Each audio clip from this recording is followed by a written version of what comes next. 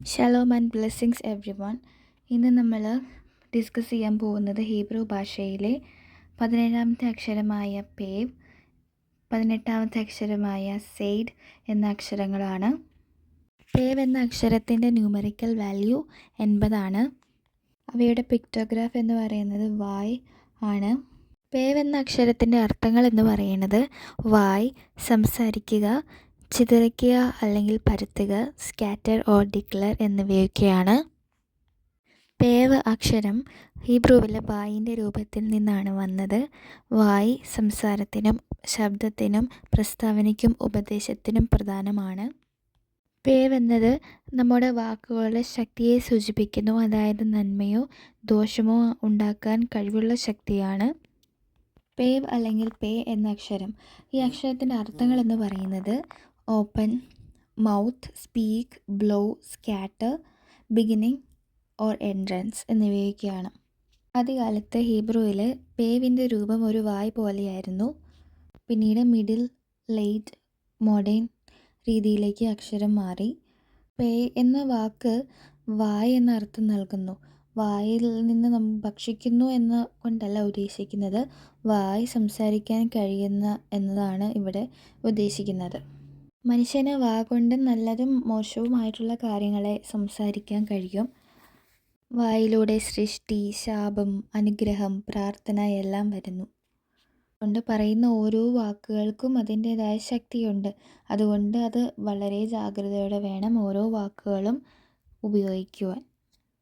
ദൈവം തൻ്റെ വായിക്കൊണ്ട് ഓരോ സൃഷ്ടിയെയും മനുഷ്യനെ ഉൾപ്പെടെ സൃഷ്ടിച്ചു. അതുപോലെ മനുഷ്യൻ്റെ ഓരോ വാക്കുകൾക്കും ജീവനുള്ളതും ശക്തിയുള്ളതുമാകുന്നു.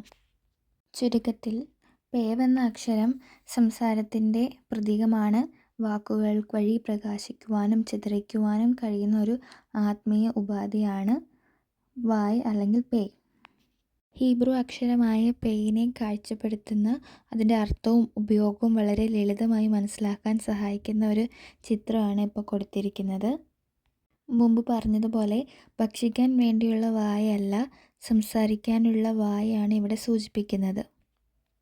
ചിത്രത്തിൽ പേവ് അക്ഷരം ഒരു മനുഷ്യൻ്റെ മുഖത്തേക്ക് ചേർക്കപ്പെട്ടിരിക്കുന്നു. അതിൽ വായ് തുറന്നിട്ടുണ്ട്, വാക്ക് പുറത്ത് വരുന്നത് പോലെയുള്ളൊരു രൂപവും നമുക്ക് കാണാം. നമ്മുടെ വാക്കുകൾക്ക് സൃഷ്ടിക്കാനും നശിപ്പിക്കാനും ശക്തിയുണ്ട്. പേവ് അക്ഷരം നമ്മെ ഓർമ്മിപ്പിക്കുന്നത് വാക്കുകൾക്ക് എത്രമാത്രം ശക്തിയുണ്ടെന്നാണ്. വാക്കുകൾ ജാഗ്രതയോടെ ഉപയോഗിച്ച് അതിനാൽ നമുക്ക് നമ്മുടെ വായ് കൊണ്ട് നന്മയും അനുഗ്രഹവും പകരാൻ കഴിയും. ഹീബ്രു ആൽഫബറ്റ്സിൽ 18ാമത്തെ അക്ഷരമാണ് സെയ്ഡ്. സെയ്ഡിനെ കുറിച്ച് പറയുകയാണെങ്കിൽ സെയ്ഡിൻ്റെ ന്യൂമറിക്കൽ വാല്യൂ 90 ആണ്. സെയ്ഡിൻ്റെ പിക്ടോഗ്രാഫ് എന്ന് പറയുന്നത് വശത്ത് നിൽക്കുന്ന ഒരു മനുഷ്യൻ അല്ലെങ്കിൽ വഴിയിലുണ്ടായിട്ടുള്ള ഒരു യാത്രക്കാരൻ എന്നൊക്കെയാണ് പിക്ടോഗ്രാഫിൽ നമുക്ക് കാണാൻ കഴിയുക. അതെന്തുകൊണ്ടാണ് പറഞ്ഞതെന്ന് പറഞ്ഞാൽ അവയുടെ അർത്ഥം അത് തന്നെയാണ്. മാൻ ഓൺ സൈഡ്, അതായത് വശത്തു നിന്നുള്ള ഒരു മനുഷ്യൻ, അല്ലെങ്കിൽ ജേണി യാത്ര. വേറൊരു അർത്ഥമാണ് ഡിസയർ ഓർ നീഡ്, ആഗ്രഹം അല്ലെങ്കിൽ ആവശ്യം. വശത്തുള്ള മനുഷ്യൻ എന്നത് സിംബോളിക്കാണ്. ഒരാളെ കാണുമ്പോൾ തന്നെ വിലയിരുത്തരുത് എന്നതിൻ്റെ ഒരു സൂചനയാണത്. സെയ്ഡ് അക്ഷരം ജീവിതത്തിലൂടെ സത്യത്തിൻ്റെ വഴി പിന്തുടരുന്ന ഒരാളെ അർത്ഥമാക്കുകയാണ് ഇവിടെ. ഒരു സൽഗുണമുള്ള മനുഷ്യൻ അല്ലെങ്കിൽ നീതിയുള്ള യാത്രക്കാരൻ എന്നുപോലും കാണപ്പെടും. ഇപ്പോൾ കാണുന്നത് സെയ്ഡിൻ്റെ വ്യത്യസ്തമായ രൂപങ്ങളാണ്. സാരേ, സാരീഖ്, സെയ്ഡ് എന്നത് വ്യത്യസ്ത രൂപത്തിൽ എഴുതപ്പെടുന്നു. ഏർലി ഹീബ്രുവിൽ സെയ്ഡ് ഒരു മറഞ്ഞിരിക്കുന്ന വഴി പോലെയായിട്ടാണ് കാണപ്പെടുന്നത്. മിഡിൽ ഹീബ്രുവിലേക്ക് വന്നപ്പോൾ അക്ഷരത്തിൻ്റെ രൂപം കൂടുതൽ വളഞ്ഞതുപോലെയും മൂർച്ചയുള്ളതുമായിട്ട് രൂപപ്പെട്ടു.